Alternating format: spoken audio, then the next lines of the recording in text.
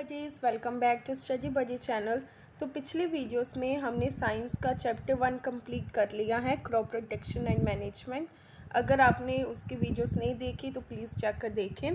तो आज हम स्टार्ट करेंगे with chapter 2, microorganism friend and foe. So this is the chapter 2 of science class 8th. So today we will be starting with this. So let's start. Chapter 2, microorganism friend and foe. अब micro organism क्या होते हैं? इस chapter में हम पूरे chapter में micro organism के बारे में ही पढ़ेंगे। तो आपको पता होना चाहिए कि माइक्रो ऑर्गेनिज्म होते कौन है। तो ऐसे लिविंग ऑर्गेनिज्म, अब माइक्रो वर्ड आ रहा है माइक्रो ऑर्गेनिज्म में, माइक्रो। अब माइक्रो का मीनिंग होता है स्मॉल। तो ऐसे living organism which are very small, और हम उन्हें नेक्ड आई से नहीं देख पाते। हमें उन्हें देखने के लिए कुछ डिवाइसेस की ज़रूरत पड़ती है, जैसे माइक्रोस्कोप, मैग्नीफाइंग ग्लास। तो उन्हें कहते हैं माइक्रो ऑर्गेनिजम्स। ठीक है, माइक्रो ऑर्गेनिज्म अब हमारे फ्रेंड भी है और फो भी होते हैं। फो होता है एनिमी, यानी कि कुछ माइक्रो ऑर्गेनिज्म बहुत बेनिफिशियल होते हैं और उन्हें हम अपना दोस्त कह सकते हैं, और जबकि कुछ माइक्रो ऑर्गेनिज्म हमें हार्म पहुँचाती है, कई डिसीजेस कॉज करते हैं, इसलिए वो हमारे एनिमी है। तो इस पूरे पैराग्राफ में, इस मैं कह सकती हूँ इस पूरे पेज में माइक्रो ऑर्गेनिज्म के बारे में बताया गया है, जो मैं ऑलरेडी बता चुकी हूँ। आप अगर इस पैराग्राफ में देखो तो उन्होंने भी वही कहा है कि वो लिविंग ऑर्गेनिज्म हमारे अराउंड, वो लिविंग ऑर्गेनिज्म जिन्हें हम नहीं देख सकते, उन्हें माइक्रो ऑर्गेनिज्म या फिर माइक्रोब्स कहा जाता है। अब अगर आपने देखा होगा कि रेनी सीजन में अगर आप मॉइस्ट ब्रेड यानी कि गीली ब्रेड को अगर आप ऐसे ओपनली रख देते हो तो वो ख़राब हो जाते हैं और उसका सरफेस जो है वो कवर हो जाता है विद ग्रेश वाइट पैचेस। तो लेकिन अगर आप उसे ब्रेड को मैग्नीफाइंग ग्लास में देखोगे तो आपको कुछ ब्लैक राउंडेड स्ट्रक्चर्स दिखेंगे विच इज़ फंगस। तो मतलब ब्रेड को अगर हमने मैग्नीफाइंग ग्लास से देखा तो हमें फंगस दिख रहा है, यानी फंगस वैसे बहुत छोटा होता है, हम उसे ऐसे नेक्ड आई से नहीं देख पाते। तो जो ये फंगी है, फंगस है, एक माइक्रो ऑर्गेनिज्म है जो गीली ब्रेड पर ग्रो हो जाती है। ठीक है, तो ये माइक्रो ऑर्गेनिज्म के बारे में यहाँ है। तो ये उन्होंने वही कहा गया कि वो फंगस होती है। माइक्रो ऑर्गेनिज्म का साइज़ बहुत छोटा होता है और हम उसे अननेक्ड आई या नेक्ड आई से नहीं देख पाते। ठीक है, उसे देखने के लिए हमें मैग्नीफाइंग ग्लास या माइक्रोस्कोप की ज़रूरत पड़ती है। ये देखो वही लाइन है, उन ऑर्गेनिज्म को माइक्रो ऑर्गेनिज्म कहा जाता है या माइक्रोब्स कहा जाता है। तो अब ये जो माइक्रो ऑर्गेनिज्म है, they are further classify into 4 major groups. Number 1 is bacteria, number 2 is fungi, number 3 is protozoa and number 4 is algae. तो ये 4 ग्रुप्स हैं। इन ग्रुप्स में फर्दर माइक्रो ऑर्गेनिजम्स प्रेजेंट है। ओके, तो यहाँ पर सबसे पहले वायरस के बारे में है। तो वायरस क्या है? Virus are microscopic but are different from other microorganism. तो वायरस भी माइक्रो ऑर्गेनिज्म ही होते हैं, मतलब माइक्रोस्कोपिक, यानी उन्हें देखने के लिए भी हमें माइक्रोस्कोप की ज़रूरत पड़ती है। They are also very small. लेकिन माइक्रो ऑर्गेनिज्म से ये डिफरेंट है। कैसे डिफरेंट है? वो एक पॉइंट नेक्स्ट लाइन है विच इज़ वेरी इंपॉर्टेंट। ये पूछ भी सकते हैं, ओके, डायरेक्टली पूछ सकते हैं। They however reproduce only inside the cell of the host organism. This line is very important. ये उसका डिफ्रेंशिएट भी हो गया कि कैसे वो डिफरेंट है, और ये डायरेक्टली ऐसे भी पूछ सकते कि ऐसा माइक्रो ऑर्गेनिज्म बताओ जो रिप्रोड्यूस करता है inside the cell of the host organism.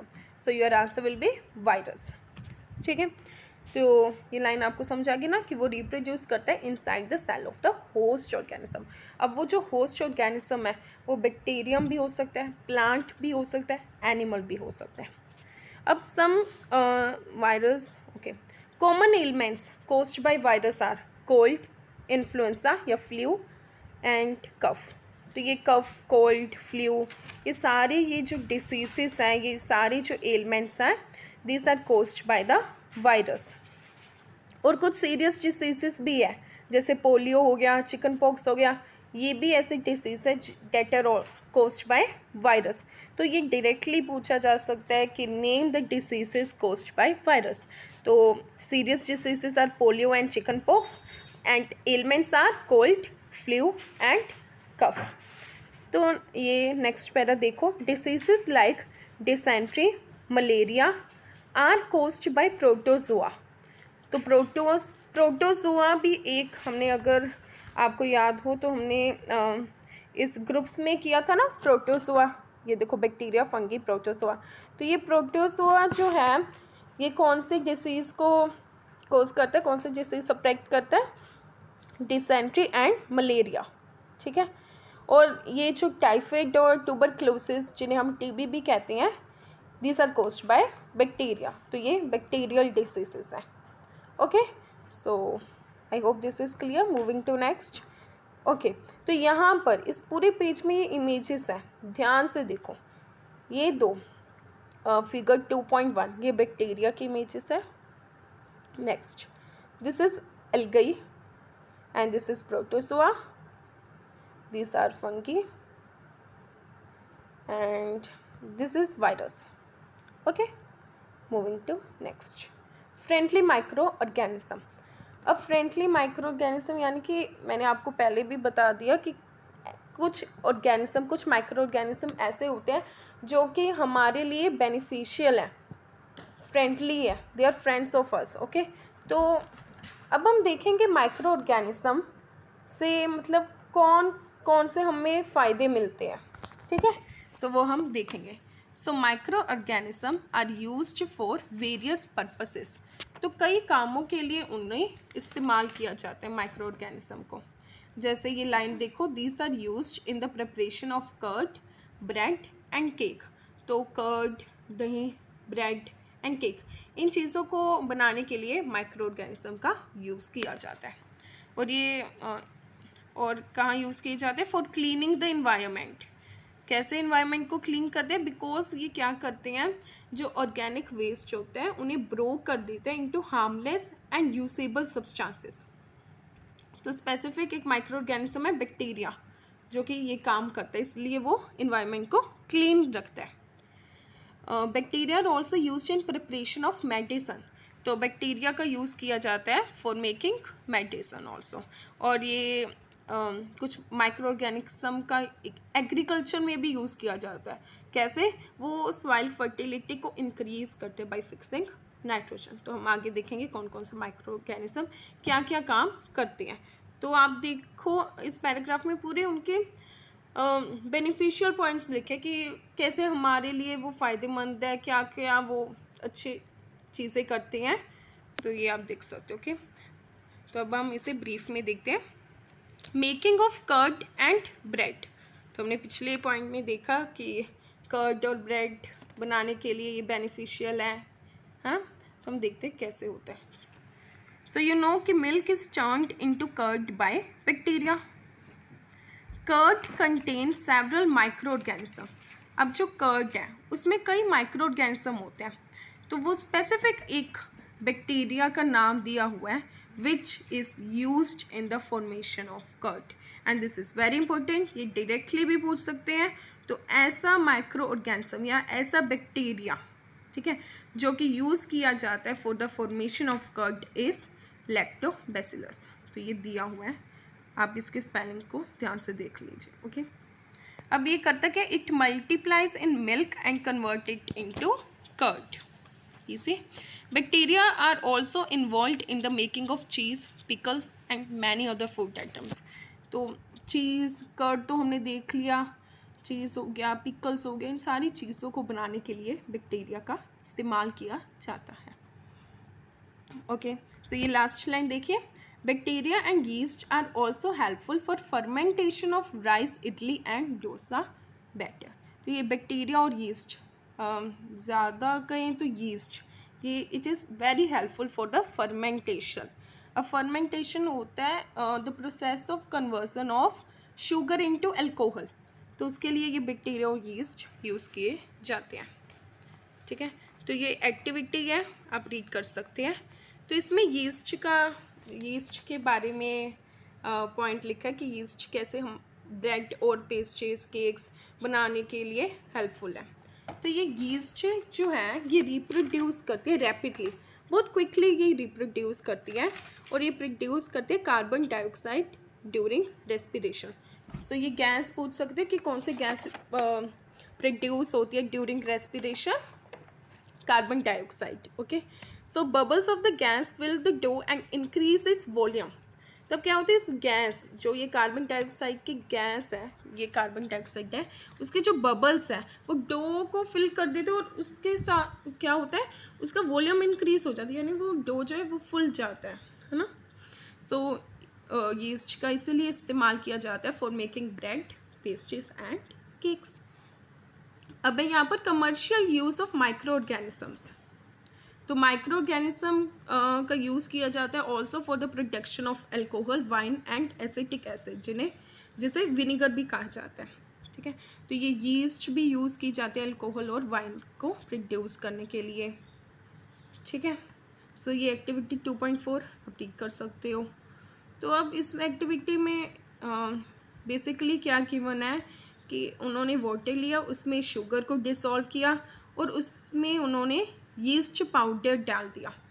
अब उन्होंने कहा कि कुछ देर के बाद, यानी 4 से 5 घंटे के बाद आप अगर उस सोल्यूशन को स्मेल करोगे तो कैसे स्मेल आएगी, तो मतलब वो स्मेल जो आएगी वो अल्कोहल की आएगी, क्योंकि जो शुगर सोल्यूशन था वो कन्वर्ट हो गया इनटू अल्कोहल बाय यीस्ट। हमने उसमें यीस्ट डाला था ना, उस यीस्ट ने शुगर सोल्यूशन को अल्कोहल में कन्वर्ट कर दिया। अब इसलिए अल्कोहल की स्मेल हमें आ रही है, और इसी प्रोसेस को फर्मेंटेशन कहते हैं। ये डेफिनेशन मैंने आपको पहले भी बताई थी।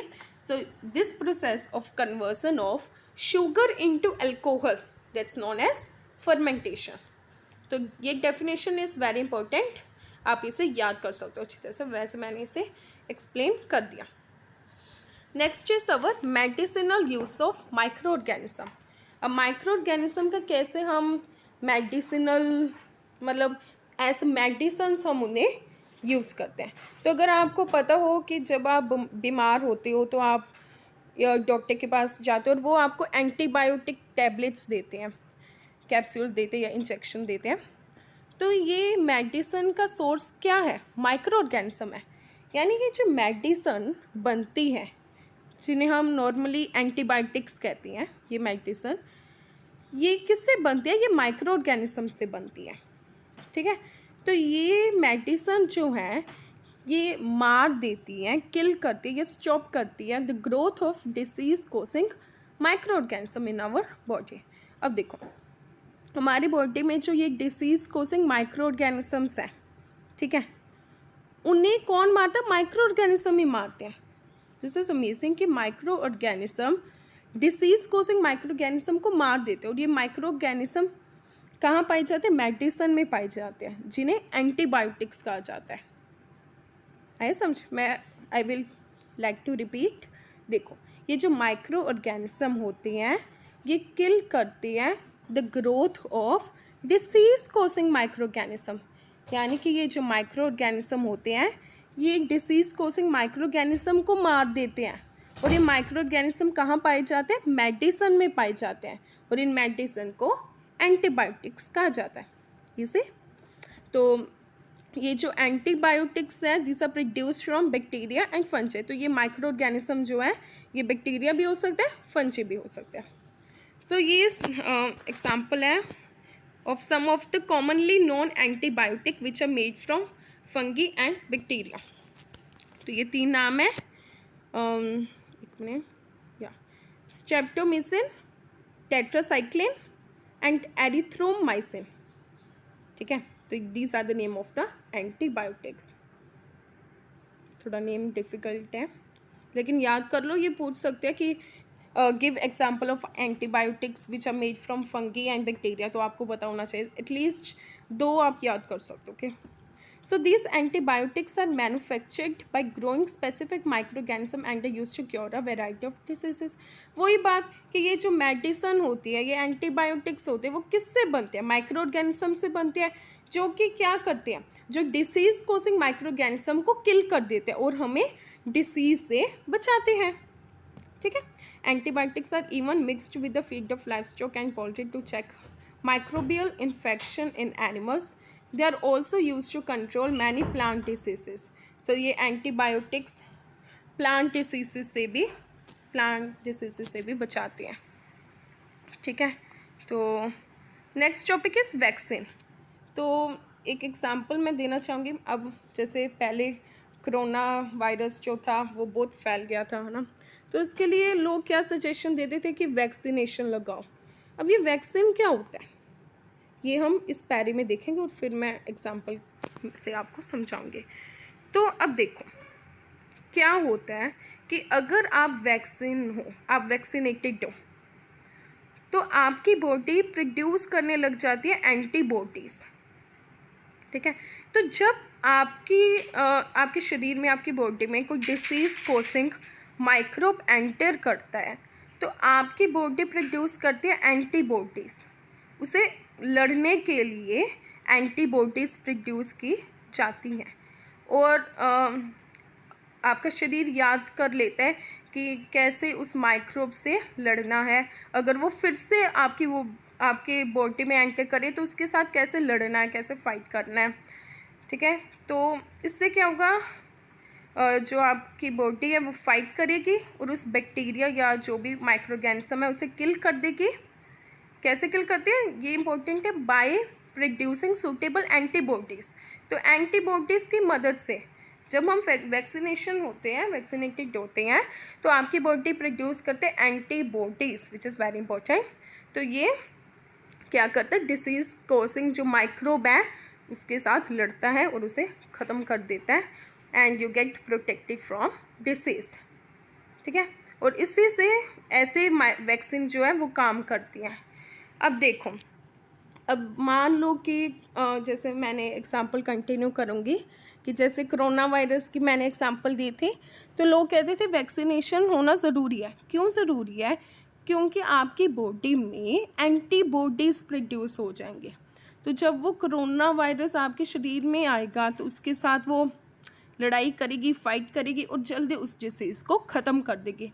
तो आप जल्दी रिलीफ पा लोगे कोरोना वायरस से, आप जल्दी मुक्त हो जाओगे कोरोना वायरस से। ठीक है।